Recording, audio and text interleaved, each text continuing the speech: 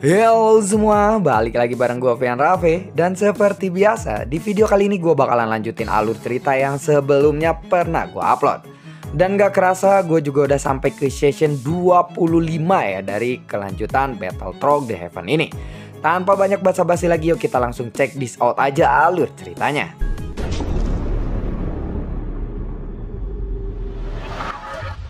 Di episode sebelumnya, Wuzan dan juga Xiaoyan yang telah tiba di jurang maut atau jurang kutub saat ini. Xiaoyan lalu berkata kepada Wuzan, seandainya kamu tidak menghancurkan cincin penyimpanan dari mereka, itu akan lebih baik. Mendengar itu Wuzan pun tercengang, karena Xiaoyan bahkan mempedulikan cincin penyimpanan dari seseorang fighting god yang pasti isinya hanyalah sampah. Keserakahan Anda ini benar-benar tidak ada bandingannya, ucap dari Wuzan. Xiaoyan lalu menghela nafas dan menyesal atas apa yang dia katakan. Saat dia menyapu ke arah timur, ketika Xiaoyan melesat ke arah sana, ada sekelompok orang yang bersembunyi di dalam kabut tebal ini. Dan semuanya memancarkan aura roh jahat yang sangat kuat. Pembunuhan ini sungguh akan sangat menentukan. Bos, apakah kamu masih ingin untuk melakukannya sekarang? Tanya dari seseorang yang mungkin ada di dalam kegelapan. Di dalam kabut tebal ini ada sekitar 7 orang atau sampai 8 orang saja di sana. Mereka semua menggunakan jubah hitam. Dan hampir sangat sulit bagi mata telanjang untuk bisa melihat mereka semua. Karena mereka seperti menyatu dengan kegelapan kabut. Kekuatan mereka masih belum kita ketahui. Aku rasa kekuatan mereka setidaknya adalah seseorang fighting god bintang 8 saja. Namun mereka bisa mengamati gerakan di sekitarnya, ucap dari pria yang bersuara serak kayak gua ini ya.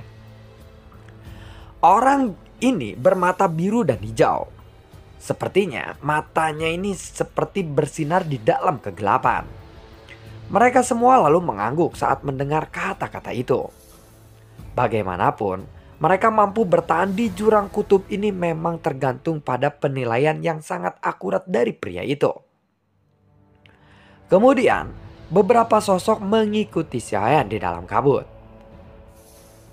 Mereka berada di sekitaran jarak 100 meter saja dengan Xiaoyan. Mereka bergerak dengan sangat waspada dan juga hati-hati. Mereka yang mengikuti Xiaoyan di sepanjang jalan ini, tentu saja mereka tidak bisa lepas dari deteksi kekuatan jiwa Xiaoyan. Ada sekitar 7 atau 8 orang di belakang kita. Mereka telah mengikuti kita sementara waktu ini.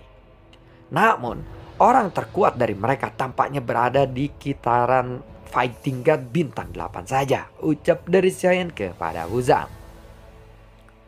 Mendengar itu, sosok Wuzan masih diam di tempatnya. Dia tidak suka untuk diikuti oleh seseorang. Dan dia segera bersiap untuk membunuh mereka semua saat mendengar kata-kata Xiaoyan ini. Tapi pada saat ini mereka sudah terbang sekitar 500 meter ke arah timur. Dan ada sebuah pulau yang terlihat di dalam kabut tebal itu. Pulau ini memiliki bentuk yang sangat aneh dan dipenuhi dengan sambaran petir. Pulau Xuanlei, ucap dari Wuzan. Bagaimanapun juga, tempat ini menyimpan banyak kenangan untuk Wuzan di masa lalu. Orang-orang itu bukanlah sebuah ancaman untuk kita sekarang. Ayo kita pergi menuju ke pulau itu saja, ucap dari Xiaoyan. Dia memerintahkan Wuzan untuk tidak membunuh orang-orang itu. Setelah Wuzan melihat pulau Xuanlei ini, niat membunuhnya juga tertahan. Namun, jika orang-orang ini mengikuti tim Xiaoyan terus menuju ke pulau itu, Wuzan pun tidak akan tinggal diam. Wuzan pasti akan memusnahkan mereka. Sementara itu, di seluruh pulau yang tidak terlihat bangunan atau rumah sama sekali. Saat ini, semuanya terlihat seperti tempat atau sebuah gua saja. Dan bahkan tidak banyak sosok yang ada di pulau ini. Pulau ini memancarkan perasaan yang sangat sunyi. Xiaoyan dan yang lainnya segera mendekati pulau itu. Namun Wuzan tiba-tiba menghentikan Xiaoyan. Tunggu dulu. Kebanyakan orang dari pulau-pulau ini menderita penyakit yang aneh. Dan aku adalah salah satunya dulu. Jika bisa, tolong jangan sampai kamu menghancurkan pulau ini, ucap dari Wuzan saat memandang ke arah Xiaoyan. Dia mengepalkan tinjunya dan sedikit menangkupkan tangannya. Xiaoyan melihat tatapan yang aneh kepada Wuzan kali ini. Bukankah kamu sudah membunuh banyak orang di sepanjang jalan ini? Tanya dari Xiaoyan. Wuzan benar-benar tidak senang saat mendengar itu. Bukankah itu adalah perintah dari Anda? Dan aku membunuh mereka semua karena mereka mengejar kita, ucap dari Wuzan dengan sangat bingung. Jelas, itu adalah niatmu sendiri. Aku kan tidak memerintahkan apapun kepadamu. Aku hanya memberitahumu saja, jawab dari Xiaoyan sambil mengangkat bahunya. Mendengar itu Wuzan pun tercengang dan seperti disambar petir. Aku datang ke pulau ini untuk mendapatkan informasi. Selama kamu tidak melakukan hal yang macam-macam, pulau ini pasti akan baik-baik saja. Dan pasti sehat sentosa, jawab dari saya. Wuzan pun lalu tersenyum kecut setelah dia mendengar kata-kata itu. Dan sekarang dia baru menyadari bahwa Xiaoyan saat ini sedang memanfaatkannya dan menjaga agar tangannya tetap bersih. Sementara Wuzanlah yang harus melakukan pekerjaan kotor untuk Xiaoyan. Sumber gas yang sangat kuat, ucap dari Xiaoyan secara tiba-tiba. Baru saja Xiaoyan memasuki langit di atas pulau Xuanlei ini, Xiaoyan sudah dikejutkan. Dia awalnya berpikir bahwa sumber daya dari sini sangatlah kurang.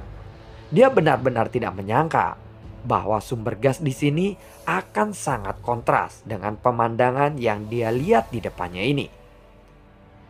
Sepertinya tidak ada kekurangan sumber gas di jurang kutub maut ini. Apakah ini yang membuat semua orang di sini begitu haus akan darah?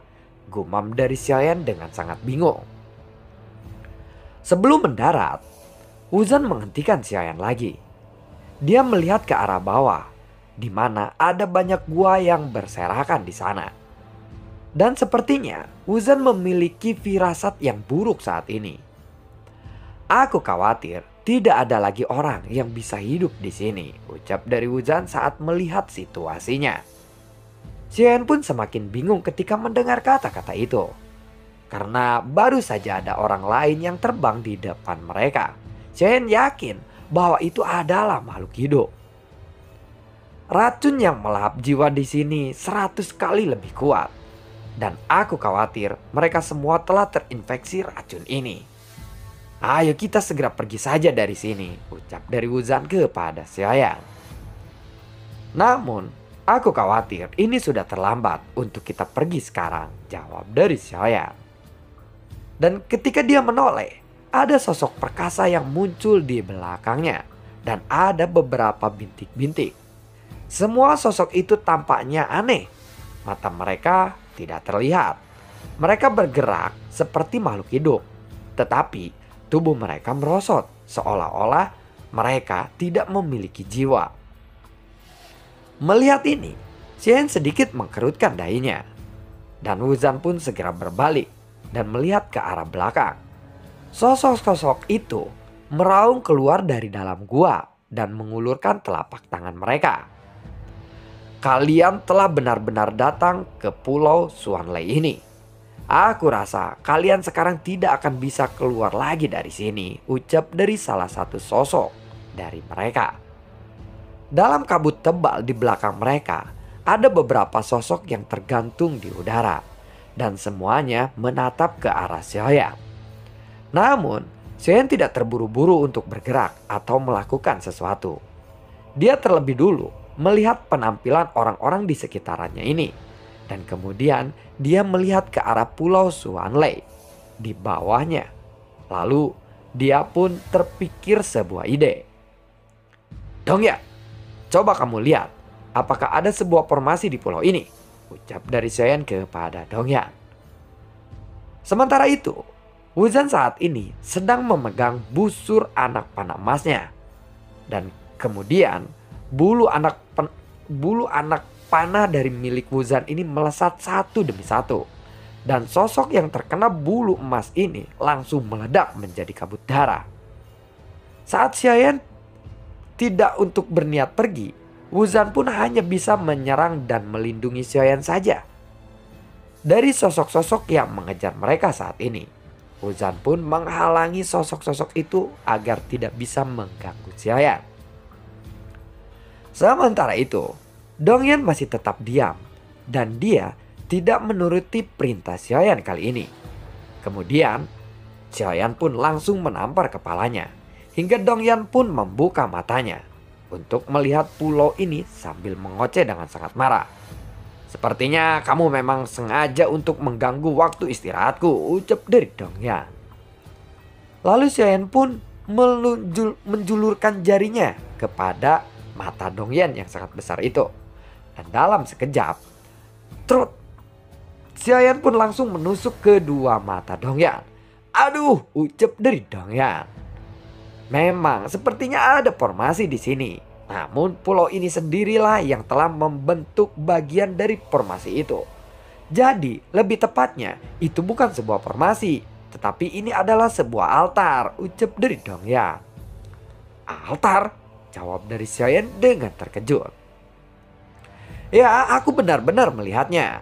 Aku rasa setidaknya ada 20.000 orang yang berada di pulau ini. Dan mungkin saja ada beberapa orang kuat yang menggunakan puluhan ribu orang ini sebagai pengorbanan, ucap dari Dongyan kembali. Saat ini sudah semakin banyak sosok di sekitaran mereka. Sementara itu, Xiaoyan masih terus menganalisa dengan nyaman. Padahal Wuzan di sampingnya sudah sangat sibuk untuk mengurus orang-orang yang akan mengepung mereka. Hei, cepatlah, kita harus segera pergi dari sini. Kalau tidak, kita juga akan diracuni seperti mereka, ucap dari Wuzan sambil menatap ke arah Xiaoyan. Xiaoyan pun akhirnya mengangguk. Lalu dia pun menepuk punggung Bing Yutu. Kemudian mereka pun segera melesat meninggalkan Wuzan yang sedang sibuk di belakang mereka menghadapi orang-orang atau para zombie lebih tepatnya ya, karena mereka tidak memiliki jiwa. Sialan, kenapa mereka pergi dan meninggalkanku sendirian, ucap dari Wuzan sambil tersenyum pahit. Setelah menembakkan panah terakhirnya, dia segera melesat dengan sangat cepat mengejar Xiaoyan. Tepat ketika sosok Wuzan akan melesat dengan kekuatan penuhnya, tiba-tiba dari dalam gua yang tidak terhitung jumlahnya, ada rantai besi hitam yang melonjak keluar dengan sangat cepat. Wuzan pun terkejut karena dia tiba-tiba berhenti dan tidak bisa bergerak lagi. Kemudian dia melihat ke arah pergelangan kakinya. Ada rantai besi hitam yang mengunci pergelangan kakinya saat ini. Tanpa mengatakan apapun, kekuatan immortality-nya langsung meletus. Dengan lambaian tangannya, rantai besi hitam itu pun langsung terputus. Blentang! Wuzan pun tidak ragu-ragu lagi. Sosoknya segera tersapu keluar dari pulau Xuanlei ini dengan kecepatan yang tinggi. Jika saja kekuatannya masih ada di tahap fighting tingkat, maka sudah dapat dipastikan Wuzan tidak akan bisa keluar dari pulau itu. Jadi tidak mengherankan bahwa ada banyak sekali orang di pulau Xuanlei ini yang terjerat di dalamnya. Dan mereka masih belum bisa keluar sama sekali sampai saat ini. Setelah meninggalkan pulau Xuanlei, Xiaoyan melihat kembali pulau itu dengan ekspresi yang sangat rumit. Dia tidak tahu apa yang terjadi dengan pulau Xuanlei ini. Tetapi pulau itu berubah menjadi sebuah pulau yang terlarang. Semua orang di sini tidak memiliki jiwa, ucap dari Wuzan dengan tercengang saat memperhatikan semua yang ada di sana. Sepertinya pulau ini adalah sebuah altar, jawab dari Xiaoyan. Altar adalah tempat untuk persembahan. digaris bawahi ya. Sebuah altar? Jawab dari Wuzan sambil menatap ke arah Shen dengan sangat heran. Hanya ada 20.000 orang di dalam pulau Xuanlei ini. Lalu, bagaimana caranya altar besar itu bisa didirikan di sini? Dan tampaknya di sana ada lebih dari satu altar. Wuzan pun masih memikirkan ini dengan ekspresi yang bingung. Mungkin seharusnya kita menangkap orang-orang yang tadi mengikuti kita di belakang dan tanyakan kepada mereka apa yang sebenarnya terjadi di sini, ucap dari saya. Ketika Wuzan mendengar kata-kata itu, dia pun masih terlihat bingung dan kaget. Shen tiba-tiba memberikan perintah lagi kepada Wuzan. Namun, Wuzan pun langsung mengangguk dan dia segera menoleh ke arah yang ditunjuk oleh Xiaoyan. Di hadapan Wuzan, pelarian mereka pun tidak akan ada artinya karena Wuzan ini seseorang immortality. Wuzan pun langsung menyerang dan membunuh 2 orang dalam sekejap kali ini. Pria yang memimpin mereka pun langsung berkeringat dingin saat ini. Dan dia adalah satu-satunya orang yang segera berhenti untuk melarikan diri karena dia mengetahui kekuatan Wuzan ini. Dia dapat merasakannya. Kemudian tiba-tiba dia langsung berlutut di hadapan Wuzan. Lalu menundukkan kepalanya dan mengatakan sesuatu yang aneh. Dan dia pun lalu diam. Adapun orang lain yang masih bisa melarikan diri, cambuk emas milik Wuzan ini langsung menyapu dan memusnahkan mereka semua dalam sekejap tanpa terkecuali. Dan saat ini hanya menyaksikan pemimpin mereka yang sudah berlutut di hadapan Wuzan. Ternyata orang ini berkekuatan immortality, gumam dari pria itu sambil bersujud di hadapan Wuzan. Tebakan sebelumnya benar-benar salah dan tentu saja dia tidak akan mungkin bisa menghadapi Wuzan dengan kekuatannya saat ini. Wuzan pun lalu melambaikan tangannya. Dan ada beberapa cincin penyimpanan muncul di tangannya saat ini. Dengan pengalaman dari penyerangan sebelumnya, Wuzan saat ini tidak lagi menghancurkan cincin penyimpanan milik orang-orang yang telah dia bunuh. Karena jika tidak, Shen pasti akan memarahinya lagi.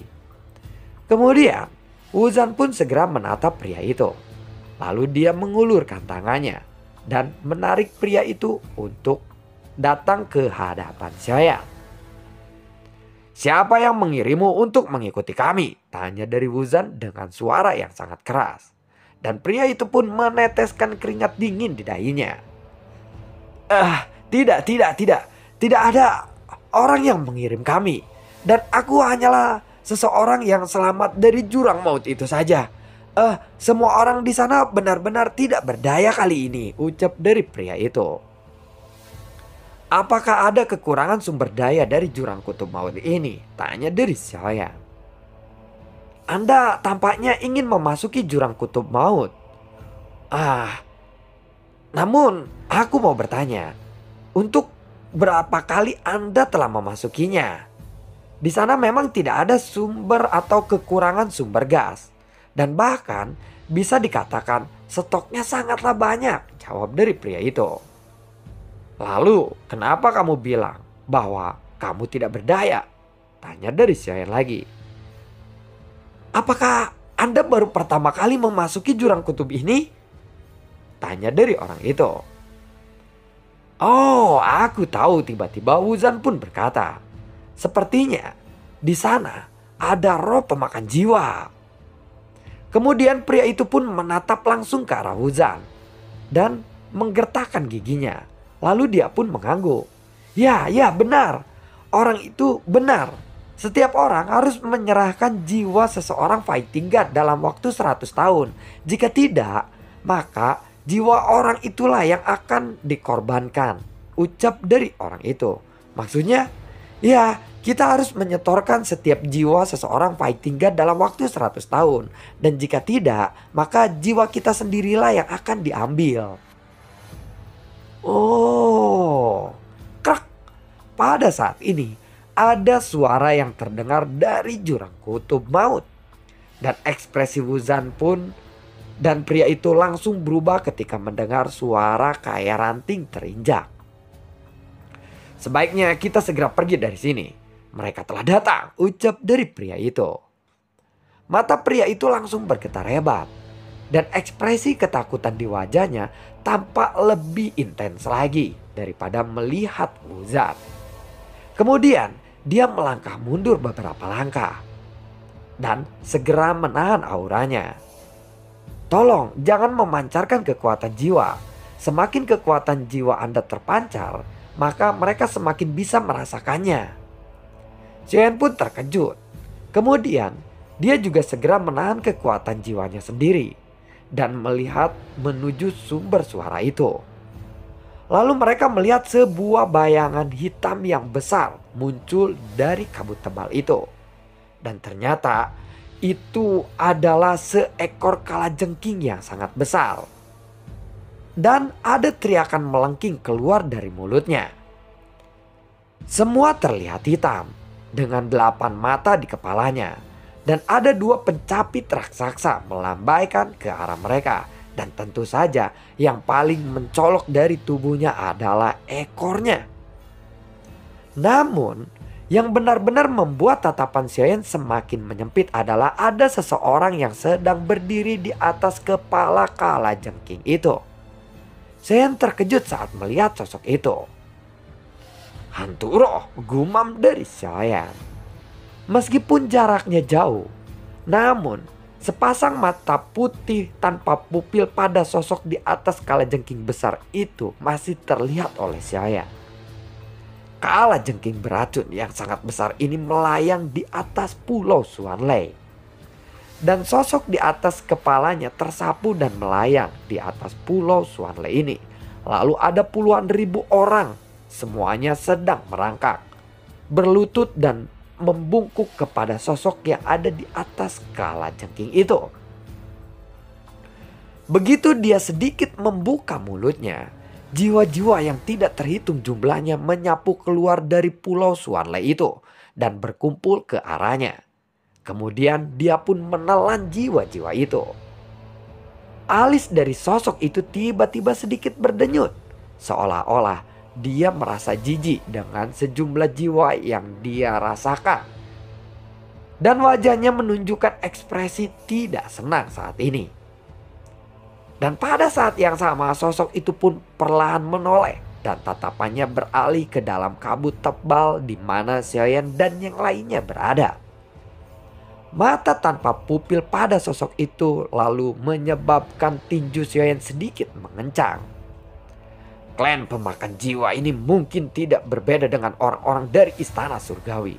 Kekuatan mereka berasal dari jiwa-jiwa yang mereka telah lahap. Dan mereka tidak memiliki jiwa sendiri, tetapi terdiri dari jiwa-jiwa yang tidak terhitung jumlahnya. "Sialan," ucap dari saya.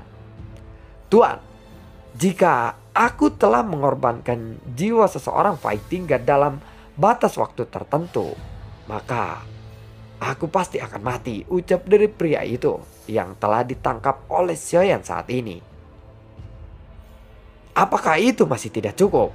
Mulai sekarang kamu harus memberi atau mengorbankan 1 jiwa setiap 50 tahun lagi. Kalau tidak, kamulah yang akan mati. Tunggu apa lagi? Cepat lakukan perintahku," ucap dari sosok yang tanpa pupil di atas kalajengking itu kepada sosok-sosok yang sedang bersujud di hadapannya. Tatapan sosok itu seolah-olah mampu menembus kabut tebal dan mendarat di arah Xiaoyan dan juga Wuzan. Wuzan hendak berbicara, tetapi Xiaoyan tiba-tiba berteriak. "Apakah kamu juga mau aku korbankan?" ucap dari Xiaoyan. Kemudian Xiaoyan pun menundukkan kepalanya dan keringat dingin pun langsung muncul di dahinya. Ini tentu saja membuat Wuzan yang berada di sampingnya benar-benar terpana. Pada saat ini Xiaoyan menundukkan kepalanya dan mengedipkan matanya ke arah Wuzan, seolah-olah dia memberikan isyarat kepada Wuzan. Wuzan pun terkejut karena sebenarnya dia telah bersiap untuk bertempur sekarang. Jadi dia hanya bisa mengikuti perintah Xiaoyan ini dan segera ikut menundukkan kepalanya. Dan lalu bagaimana kelanjutan ceritanya? Akankah Xiaoyan ini bertempur dengan sosok yang ada di depannya ini atau yang sedang melahap jiwa-jiwa dari Pulau Sutiarlei ini? Dan gue selalu ucapin terima kasih banyak buat kalian yang sudah mendukung channel ini dari dulu hingga saat ini. Dan maafin gue kemarin gue bener-bener serak ya, dan gue baru minum obat akhirnya nge-lab semeraut karena gue ngantuk baca skrip, ngantuk banget itu, bener-bener ngantuk banget. Dan gue baru mungkin bisa upload lagi ya. Kemarin gue nggak upload, mohon maaf juga ya, karena gue juga manusia biasa yang mungkin bisa kelelahan gitu ya. Gue selalu ucapin juga terima kasih banyak buat kalian yang sudah mensupport channel ini lewat link Saweria di bawah kolom deskripsi. Sampai ketemu lagi di video gue berikutnya dan semoga sehat selalu untuk kalian. Assalamualaikum dan sampai jumpa. Dadah.